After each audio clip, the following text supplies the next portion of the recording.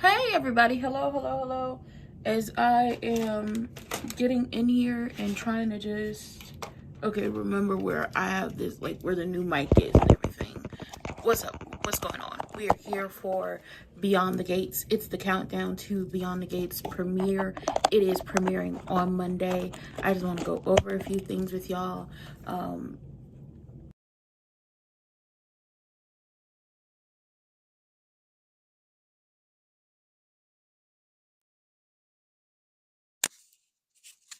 I want to go over a few things with y'all. I have done multiple videos over Beyond the Gates. Well, lives. Really, it was. I've done lives over Beyond the Gates. Y'all can go check that out. It is on the channel. If once this is done and I add it to a playlist, I'll do the related video, which will be the previous lives. But we are here to talk about Beyond the Gates and the fact that it is premiering on Monday. Um, Making history, making Black history. We love it. We enjoy it. Get into it. And we're here. So let's talk about it. As you can see, we got three of the top executive producers on the screen already. There is Sheila Duckworth, Michelle Von Jean, who is the writer and she is the creator of the show, and she's also an executive producer. And then we have Julie Carruthers.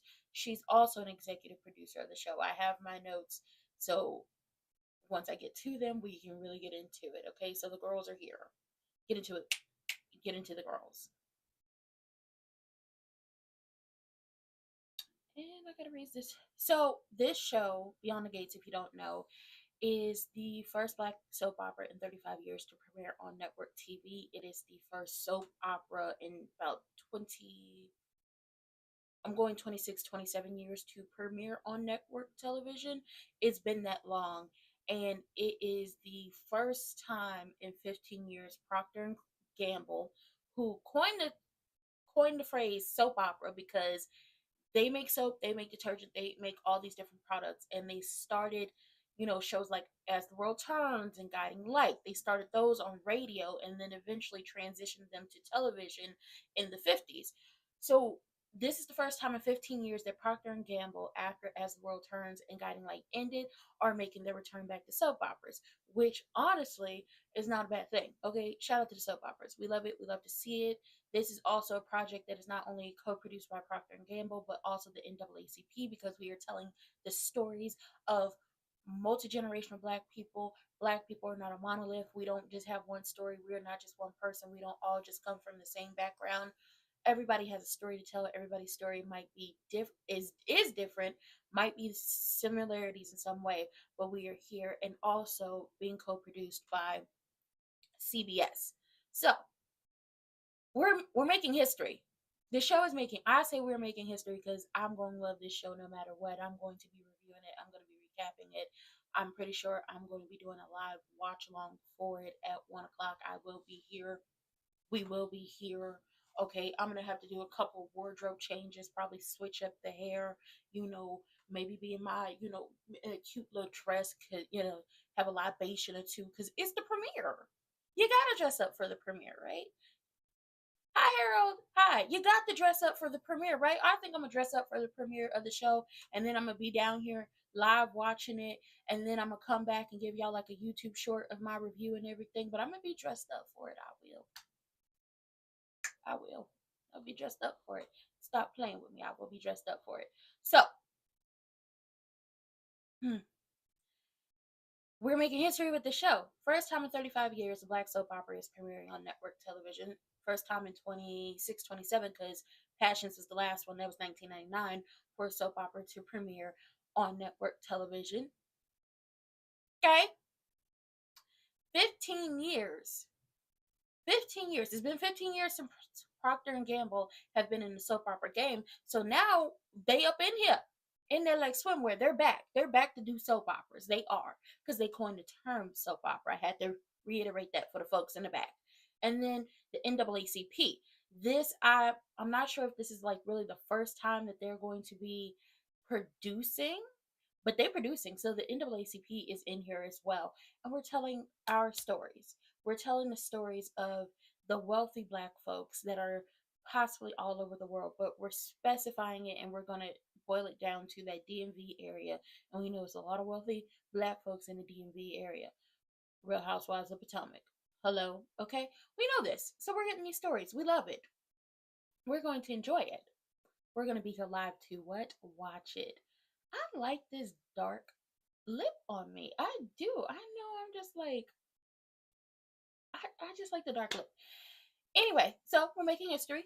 This show is being led by women. We're just making history all over the world, and I can't find my baby. This show is being led by women.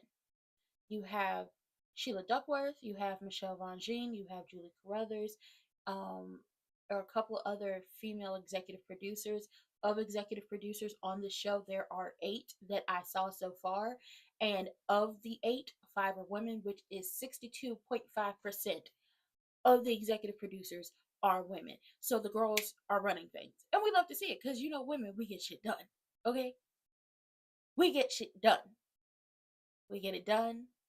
And these women right here, from what I can see, cross referencing their backgrounds and the things that they worked on. I'm not sure about the other women and a few of the other executive producers.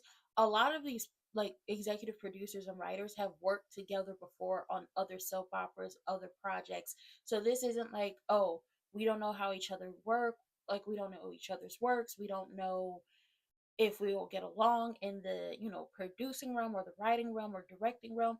It's none of that. It's none of those situations. All of them so far, from what I can see, cross-referencing the backgrounds of most of the executive producers, have worked with each other somehow, some way, on a TV show, on a reality show, well, a scripted television show, a reality show, a daytime television show, primetime television. They've all worked together before. So let's get into the girls. First and foremost, we have Michelle Von Jean. She is our good sis with the glasses, with the look, with the curls popping. Okay, she is right there. Y'all see her. Michelle has is the series creator. She is, I believe, one of the head writers, and she's an executive producer. She's worked on Generations, which was the first black soap opera to premiere back in the 80s, and that starred Vivica Fox. Um, and why am I Christoph St. John? I was like, why am I blanking? Why? So yes, she worked on Generations, General Hospital, Ambitions. Y'all remember Ambitions was on OWN, Robin Givens, and you know a few other people. Essence Atkins, and a few other people we love. Port Charles, Santa Barbara, and funny enough, she worked on Ambitions with Sheila, and she worked on General Hospital in Port Charles and Santa Barbara with Julie. So, like I said, they've all worked together somehow, some way. Robert Guza, um, he also was on worked on Port, not Port Charles. He worked on General Hospital kind of around the same time that they were there. So everybody's worked together. You have Julie Carruthers. Julie is over here in the corner. Julie is an executive producer. She has been a producer and executive producer, and I think a sometimes writer on shows like All My Children, General Hospital, Port Charles, and Santa Barbara. Now, that is what I could find of her. She probably did more, but that's all I could see for that, like the quick second of her credits. And then we have Sheila Duckworth making history. As you know, from what I picked up from, and y'all can tell me if I'm wrong, but said she's making history as the first black woman to be an executive producer of a daytime soap opera. Shout out to her. And if you don't know Sheila, you might know her. Well, if you don't know Sheila, like, ooh, by face or by name, here are her credits, here's her resume. She was an executive producer on Soul Food, the TV show that was on Showtime. That was Sheila. Sheila was also a producer and executive producer on College Hill. Um, College Hill, I think for like the first 3 seasons, when it wasn't specified by like what city they were in, she was a executive producer for College Hill Atlanta and College Hill South Beach and College Hill Interns and Reunion. She was a producer on Ambitions. Her and Michelle worked on that show together. And then she was an executive producer for the Wendy Williams movie that was on Lifetime, as well as a show called The Baxters that is on Amazon Prime. So, you know, our girl is well seasoned. She's a vet in this. And basically, from because they're doing a 5-part series, what I picked up from the 2 parts that were already on Paramount is they want to tell the stories. They want to tell our stories. They want to tell our stories, okay? And they want to get it out there to the world, and they just want this to be something just amazing and great and give people opportunities, but also enjoy the history of us and our culture and allow us to enjoy that as well. So good things are happening over here. And they want us to see ourselves in the like the soap, because that's what soap operas are. 9 times out of 10, you are going to be able to say, I like this character, or I don't like this character, or I'm indifferent about this character, or this storyline, da da da da da, because somehow, some way, you either see yourself in this character, you see someone else that you may like or may not like in the character that you like or may not like. Sometimes the storylines might relate to your real life, or they help you through some things. We are definitely going to go over some like influential storylines that have happened over soap operas on this channel, because there are a lot. Okay, the Robin and Stone storyline with him having HIV and that progressing, and then everything that happened with their loves, like how their love story became like happened, and everything that played out. Bianca and her coming out story. We have so much to talk about, but we're gonna focus on this. But yeah, like honestly, soap operas is just a more amplified version of real life. That's truly all it is. A more amplified, dramatic, overly fabulous version of real life. So this show has been 4 years in the making. It has been 4 years of trying to get a network to really just pull the trigger and be like, yeah, we're going to put this on our network. And to think about how many networks there are out there, it's just like, I wonder how many did they go to? And I wonder how many is just like said, nah, we don't want it. I wonder how many were like, we're not going to touch it. Because, first of all, this is a very diverse cast. It's very diverse. That's first and foremost. This is also a soap opera, and typically, like networks don't want to take chances on soap operas. Even when the soap operas are doing great numbers, they cancel them. Look at what happened to One Life to Live and All My Children. That's all I have to say. So it's been 4 years in the making, and Sheila wanted to make a soap opera that so represented her people, her community, herself. She got into soaps at a young age, like a lot of us do. She got into them, and one of the first soaps she ever watched was Generations, which Michelle worked on. And after Generations got canceled, in the back of her mind, she just always wanted to create something that not was directly like Generations, but kind of resembled what that meant to us as a community. And if you don't know what Generations is, you've probably seen this clip where Vivica gets into a fight with this lady that's in a gold dress, and the lady comes in, she kicks off the shoes, she takes, because she's in a ball gown, she takes the ball gown and she pulls it up between her legs and says, "Let's fight." That is one of the most prominent scenes from that, and I want to know who wrote that moment. Michelle, was it you, girl? You can tell me. I'm not gonna tell you. I'm gonna tell everybody, but you can tell me. So they plan on diving into Black culture, Black American culture, adding different historical moments into the show because it actually plays into the characters. Um, Anita Dupree and I call him Papa Dupree, Clifton Davis's character. They met during the civil rights movement, and they are in the DMV area, so this is very much important. And one of the characters on the show is a civil rights attorney, so we're definitely going to delve into it, especially because the Fairmount Crest is really like, oh yeah, there's Black history all up and through here. We built by Black people, and other people live here, but mostly Black people. Shout out to them. And we're showcasing different backgrounds. Once again, Black people are not a monolith. We are not just one thing. There is not just like one box that says this is what they act like, this is who they are, this is what they do. You can't just check a box and be like, yeah, that's all of us. No, because we're all different. We all come from different backgrounds, and this is what they're trying to show.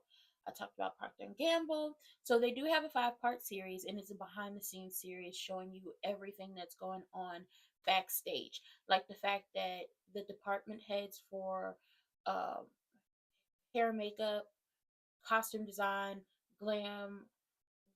I feel like wardrobe and costume design go together.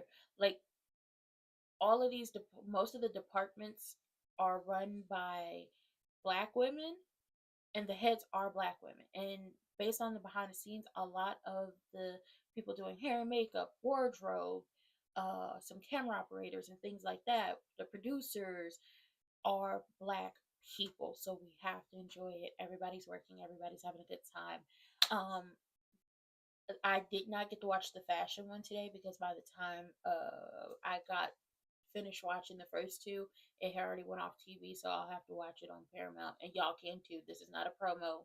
This is not promo, but y'all can watch if you have Paramount Plus. You can go watch it on there.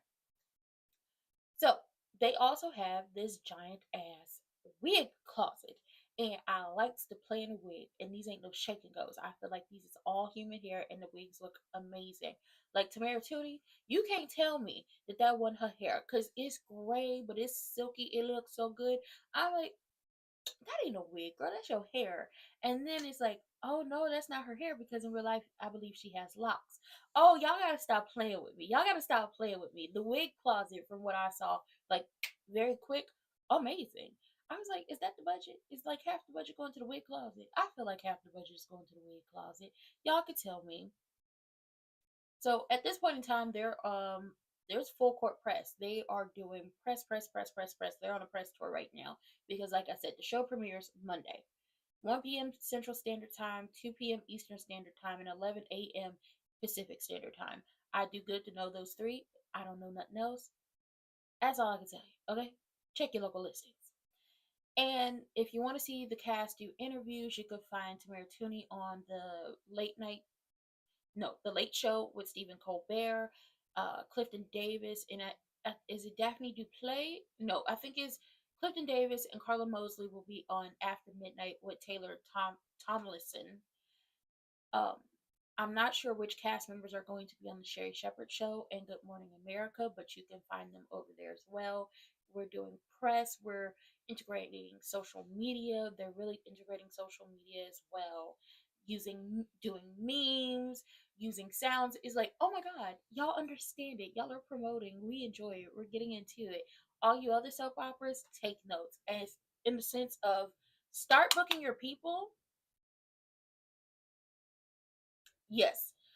Start booking your people for different talk shows like General Hospital. I know we're not talking about General Hospital, but the cast, like some of the cast members from General Hospital, just did the Jennifer Hudson show and went down the Spirit Tunnel.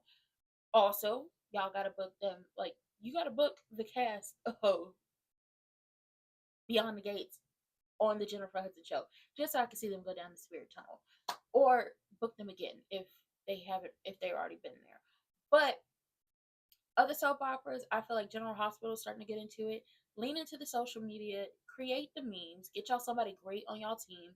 If y'all don't have nobody right now, I know a person. I can call her right now and she will pick up. It is not me. I'm not great at memes, but if you need somebody to come write something, film something, that's for Beyond the Gates as well. Um, or just, make sure everybody get to where they need to go on set, I'm your girl, okay? Or I'm gonna just be here reviewing and recapping and talking about it and letting the people know, okay? We got 1,000 people over here, so hopefully my little 1,000 to go over there and watch the show. That's my contribution, okay? Anyway, so they're on a full press tour. They just had a couple premieres. Watched the first episode. They were in all white, answering questions from the audience. It was all over their social media. Y'all go check it out. I loved it. It was so cute. I can't wait to get into Daphne Duplay's character. I feel like she might be one of my favorites. I think she might be one of my favorites too, just for the simple fact that she was like, my character is like perfect life, perfect marriage, perfect career, perfect kids, perfect. Uh, Maybe not perfect, okay? Because perfect. People who like put on the air that everything is perfect in my life. I have the perfect life. I have the perfect family. Everything's just great. Everything's just amazing. eventually those people crack. Eventually those people crack. So at this current time, let me go ahead and switch the people. I gotta get rid of our good sisters, okay? And Julie. No, Julie girl, you can't stay here. Julie was trying to stay, and I was trying to tell Julie she couldn't. Okay, boom, Miss Katie, Katie girl, Katie. Okay, Katie, get down there, and then let me go get your used to be, your used to be. Okay, and I say used to be because they used to be married. Oh, sounds like Patricia and Gavin Cody. It might be because Danny is a therapist. Her husband, I believe, is a doctor, like MD. I believe, yeah, I believe he's an MD. So we have Katie McClain, and then we have John Lindstorm. And if you don't know these two, baby, they're soap opera greatness, soap opera royalty, soap opera legends. Okay, if you don't know now, you know. Also, they are making their return to CBS on soap operas. Now, you may have seen Katie McClain playing Jennifer Horton on Days of Our Lives. She played Dixie Cooney for so many years on All My Children. Let me tell you something else. Okay, let me tell you something. Messy, messy, messy. I tried to explain it to Harold, but I feel like Harold would have to see the mess or really like listen to me get into it. But that was messy. Okay, girl, you knew you was messy down to the All My Children. You knew you was messy. Okay, she was also on As the World Turns. She was in a coma twice. 2-time coma. And she was on The Young and the Restless. And, her life was kind of, cute or whatever on The Young and the Restless until Phyllis came back and threw a monkey wrench into her life. And then she ended up kidnapping, her man and holding him hostage. But it's okay. It's okay. It's okay. She ended up, gone, baby, gone. But it wasn't no Gone Girl situation. Oh, that movie was crazy. But this is Katie McClain. She is here, and Katie is going to be playing Danny's best friend, who is played by Carla Mosley. She's going to be playing Danny's best friend, Pamela. Pamela is a spa director. Pamela typically goes along with Danny's schemes, but often has to get Danny up out of that situation. So we have Katie McClain. We have John Lindstorm. If you don't know him, he's, like I said, he's making his return back to, yes, he's making his return back to CBS as well. He has been on As the World Turns. Um, but really, you would know him from General Hospital. He played Serial Unaliver. Uh, what was his last name? It was Ryan something. Just know the man was crazy. Just know the man was crazy. Just know that. And then he goes on to play his twin brother, Kevin Kevin Collins, and he plays the twin brothers. Ryan popped up in like the early 90s, and then eventually Kevin came, and it's been a consistent role. A lot of people are worried about what this means for John when it comes to being on General Hospital, because it's just like, well, if you're gonna be on the Beyond the Gates, what does this mean for your character on General Hospital? And I'll say it like this: whenever you see, I believe it's going to be a situation. I think she's going to be a full time cast member.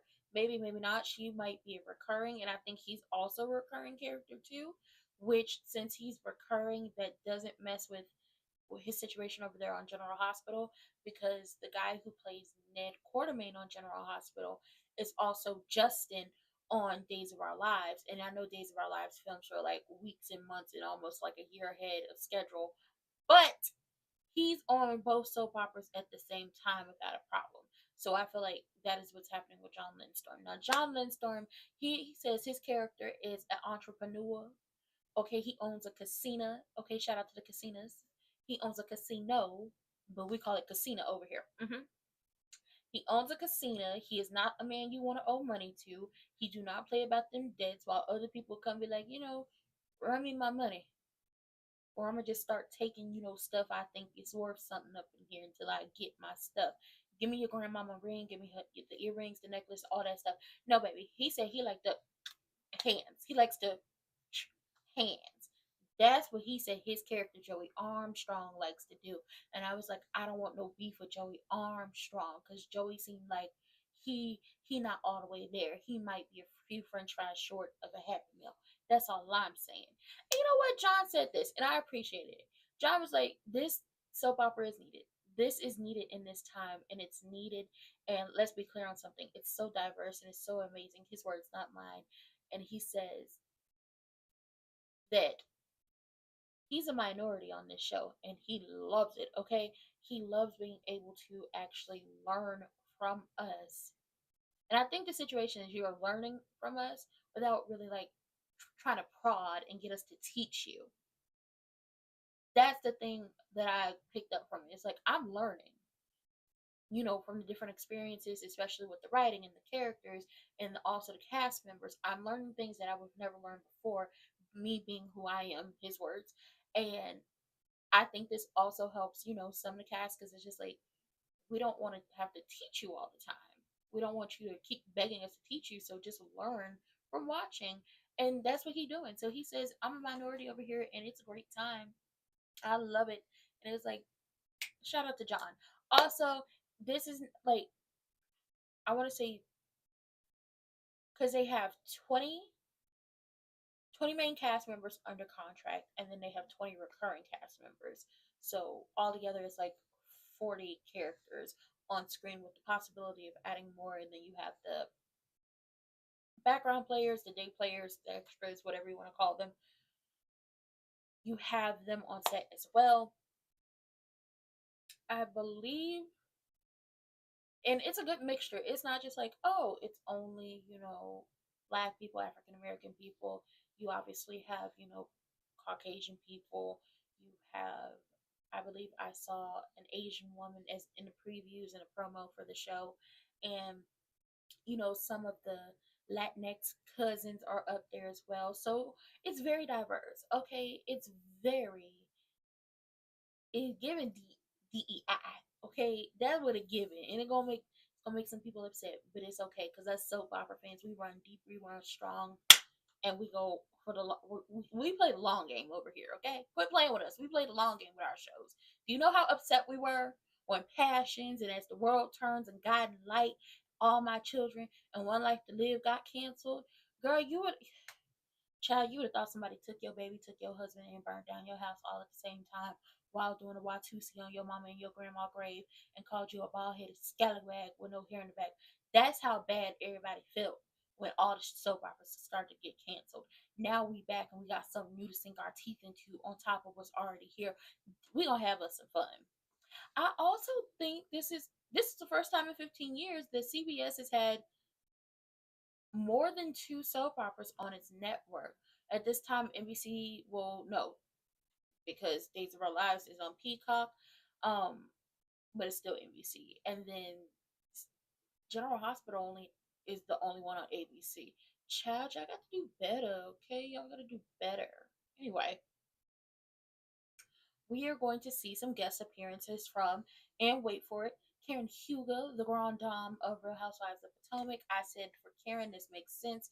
The show is based in the DMV area, focusing on a very much influential Black people who go to country clubs and are doing cotillions and do Jack and Jill and all those great things. So Karen Huger is going to be on an episode.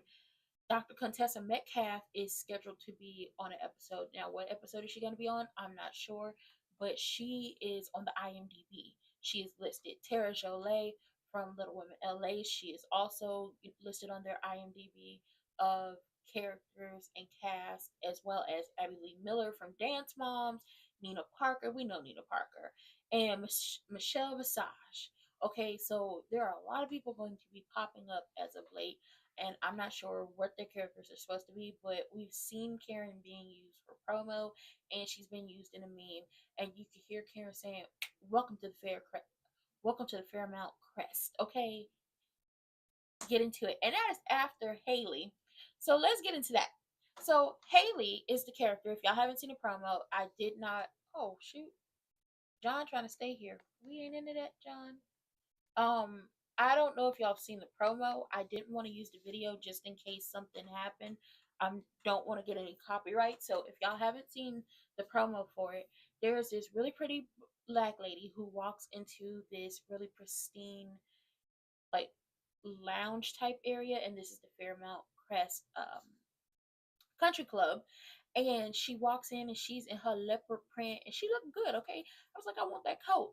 And Carla Mosley, who plays Danny, she gets up and she smacks up out of her and wants to know what she's doing there.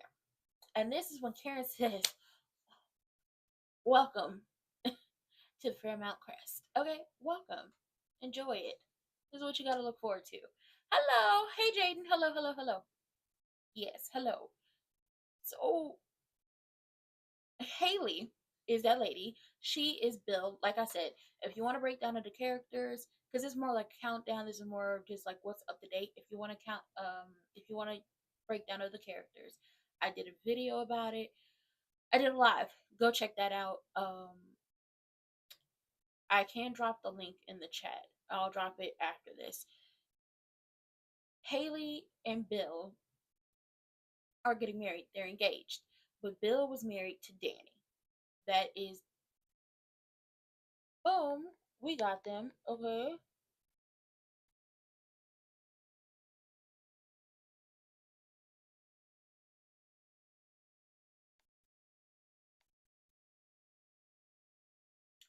We have the Dupree family, right? So you have Danny, who is standing next to Tamara Tooney, who plays Anita Dupree. Danny and Bill were married, and she helped build his career. She gave up her career, gave him two beautiful daughters. Her father helped his career, helped him build his law firm as well, and he ended up leaving Danny for their daughter, their oldest daughter, Naomi, her best friend, Haley, and then decided to move Haley into Fairmount Crest. Mind you, it is where it get messy, right? Mind you, the Dupree family, the reason why they're held in such a high regard in Fairmount Crest Estates and the country club and all that stuff is because Papa Dupree, his daddy, okay, his daddy, get into it. His daddy, Paul Cheeks Dupree, built the Fairmount Crest, country club and estates and all of that. The Dupree family made their money in land development and architecture and things like that. So not only did I marry you at a young age, give up my career for you, help you build your career, but you left me for our daughter's best friend. And our daughter, they were married for 30 years. So their daughter is in like her, I want to say either her late 20s, early 30s. You left me for somebody younger than me? Oh, you done lost your mind. And I still look the way I look? Oh, you done lost your mind. And you moving her into a community where I moved you into, where my family built this. My family's history goes back long before you ever stepped on it. Oh, yeah. I see why she slapped old girl down to the country club and had Karen say, welcome. I can see it. I understand it. Now, like I said, the Fairmount Crest was created in 1951 by Grandpapa Dupree, aka Paul Cheeks Dupree. And in real life, the character is, thank you, Harold. Thank you. The character, because they have a picture of Paul Cheeks Dupree. He's actually, and I gotta pull this up. Is he on here? Yes. He's actually a real person. Like Paul Cheeks is a real person. There we go. Paul Cheeks is a real person, and he was like an architect, or still is an architect. He's an architect who was well known in Ohio and in Georgia. He made his money. He's a pioneer in architecture there as well. And also, this guy right here, this is George Cheeks. He is the CEO of Paramount Global, and Paul Cheeks is George Cheeks' father. So we're getting a tip of the hat, a nod to Black history and architecture, and also a shout out to the CEO of Paramount Global, because your daddy wanted him. He wanted him. He that dude, right? So he gonna be here. We're gonna use his likeness and his name to be like, he helped build. He helped build this and will add to the lore of the Dupree family. So we love to see it. And we're gonna go ahead and get George up out of here. I only needed George for George. You trying to stay around? Okay, George was trying to stay around. George was trying to stay around. So as we were looking at the behind the scenes stuff and everything, they have 27 sets, and they are amazing sets. They don't look broke down. Everything brand new. Everything looks amazing. Everything looks like it's supposed to be a part of the culture of the DMV area. From what I can see, based off of what I saw when I did take a bus trip to DC back in like 2018, 2018, 2019. Um, and they did a lot of research to make sure it was authentic as well. 27 sets in 4 months. The heads, like I said, the heads of costume design, wardrobe, hair, and makeup departments are three black women, and they have a bomb ass wig closet. So I love that. And then we talk about, and I wish I had the crest, but I don't. So in the Fairmount crest logo, well, yeah, crest logo, or you know, everything, there is a lantern in there to represent Harriet Tubman because she's from Baltimore, and also the history of us here in America, and a Danos. Want to. I hope I said that right. It's a West African drum, which stands for rhythm and life. So we're reaching into the bag of, yes, we want to stay current. We want to talk about what's happening now, but we also want to talk about history because it's so intricate to the characters and what they have going on. So I love it. I love it. I love it. They have this diner that is based off a real diner in the DMV area called the Florida Avenue Grill, which is the oldest soul food restaurant in the world, and it was opened in 1944. So they kind of recreated this diner in a way on one of the sets. In the diner on the show is going to be called Orphy Jeans, and it's named after Michelle Von Jean's mother, who loves soap operas, but unfortunately she passed away before she could see her daughter become a success and become a writer and to create Beyond the Gates. So Orphy Jean is named after Michelle Von Jean's mother, and it was like, that is, I teared up.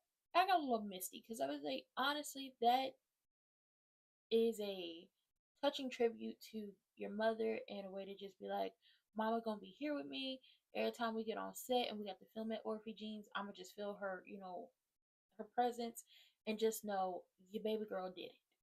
I love that for them. So I said we got 20 contract players and then we got 20 recurring. And they started casting. This is why the Dupree family is up here. They started casting the Dupree family first because obviously they're the central nucleus of this. So when they were casting for Anita Dupree, they immediately reached out to Tamara Tooney. Tamara Tooney. They felt like she was Anita Dupree. She was it. She was who they had to go for. Nothing more, nothing less. And she was honored that they chose her. She had just gone through some hardships in her career, so she was like, okay, let's do it. Then next was Clifton Davis. He was coming off Broadway. He was coming off doing Wicked on Broadway, and he thought he was going, get off Broadway, go relax, play some golf, and then, get back into it. But then he got like the call about this, and he was like, okay, so let me read the script. And the script was so good, he was like, well, okay, then let's get to work. I love that. Then you have Daphne Duplay. We love her. Daphne, her agent told her about the show being greenlit, and she did some self tapes, which is typically how they're doing the casting now. Anyway, she did some self tapes, and they called her. Her agent was like, "Do you have?" I know this old as hell, but it's like, "Do you have a reel, like a demo reel of your soap content?" Like your soap opera work. And Miss Daphne, girl, you should have called me because Miss Daphne was like, I'm not tech savvy or whatever, none of that. Miss Daphne, Miss Girl, Miss Mamas, you should have called me because I would have went and found all your moments is Rachel. I also would have found, I would have went and found all your moments is Valerie down there to the passions, and I would have put it together for you, wrapped it up nice and tight in a bow, girl. I would have did that for you. Okay, if anybody needs me, my phone just going off. Well, I got two phones. If anybody needs me to go ahead and, because putting together a demo reel is not, you want to highlight some of your best stuff. But if you are going for something specific, if you need it, girl, you could call on me. Like, listen, call ranting. Don't call Tyrone. That's all I got to say about that. But yes, Daphne was like, she's not tech savvy. And when she was asked if she had a reel of all her best like soap work, she had to hurry up and put it together. She had to hurry up, put it together, get that, got that to them, was waiting like 3 weeks. She was calling, she was waiting, she was trying to see what happened. And then her agent called her and was like, "Pop bottles, you got it." And she was just like, "Oh my God, that wait was like torture." But she's happy to be in this role. Now, Carla knew Michelle from working on The Bold and the Beautiful. Carla had been on As the World Turns and The Bold and the Beautiful. I think those were like her two big like soap operas. And she knew Michelle from then. Her and Michelle became close, and Michelle wanted her to, be casted for one of the roles, but she was like, she got two young girls, moving to Atlanta, wasn't really like, yeah, it's not like that. But Michelle kept hounding her, and eventually she read the script and she was like, okay, okay, so I gotta get to Atlanta. That's basically how that happened. Which, no problem, no issue. So everybody's here. We got a lot of fresh faces. We got a lot of people that you may have seen sprinkled on other shows and seen some playing other characters on other shows, and the face might look familiar when you pop up and it's like, oh, okay, I've seen you before. And then we got some people who this is my first gig on camera, like stay like on camera. Because when I was doing my research, a lot of the fresh faces have worked on Broadway, off Broadway. Um, they've done commercials and things like that. But this is the first time they're like television. We in daytime. And then really you're gonna be in prime time because this is also gonna be put on Paramount Plus, so anybody can watch you at any time. And it's just like shout out to y'all. Shout out to y'all. And that's about it with this. Obviously, there are three more parts of the five-part series. The third part came out today, so if you want to go watch that, this is not promo, but if you want to go watch it, it is on Paramount. It will be on Paramount Plus, and then the next two parts come out um, tomorrow and Friday, and that's after The Bold and the Beautiful. So go check it out. We will be here live for a watch along. I will be dressed up because you got to dress up for the girls. Okay, it's gonna be a cute dress. I might have me a libation. Who am I lying? My libation might be water or sparkling water, or because how cold it is. Shout out to the new furnace we got. It's not sounding crazy no more like a train is going through my room when it kicks on hot chocolate. It might be that situation, but we're gonna be here. We're gonna enjoy the time, and we're gonna have a good time watching this show premiere, and then we're gonna be here every single week, recapping and reviewing it. Okay, and with that being said, that is all I have for you. Shout out to Harold. He put the character breakdown for Beyond the Gates, which is a link to my video that I did in the chat. There is another one that you can go check out because I did two. And this was the countdown. I will see y'all on Friday. I might talk about some of the things that I saw in the other parts of the behind the scenes series that Entertainment Tonight is doing for them on my YouTube shorts.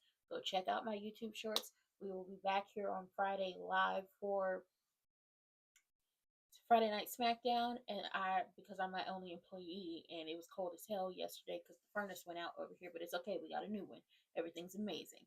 It took a while for them to put the new one in, right? So I had saw my breath early this morning, and when you wake up and it's cold, it was like 30 degrees in the house. It was not a good time.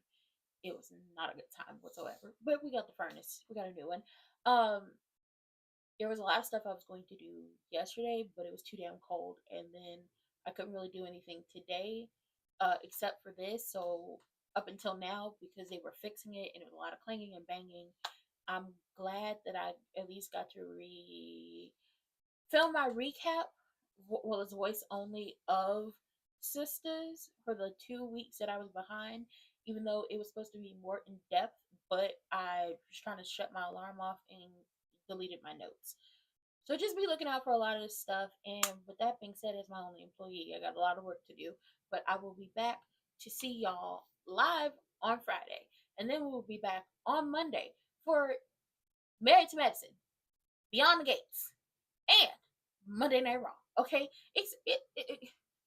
we got to keep the things rolling over here. So with that being said, I hope y'all enjoyed this. Um, I hope y'all are going to be watching Beyond the Gates when it premieres. Go check them out. Go check out the Beyond the Gates Instagram. Go look at the behind the scenes stuff. Go look at the promos. Go look at my videos. Go look at the other videos of the people talking about Beyond the Gates. And hopefully y'all will enjoy it. Hopefully y'all will have a good time. And we will be here live on Monday for the premiere. With that being said, that was it. That was all I had to give y'all. Hit those links in the description box down below. Share me with your people, whether they like me or not, whether you like me or not. And I'll see y'all for the next one. Bye.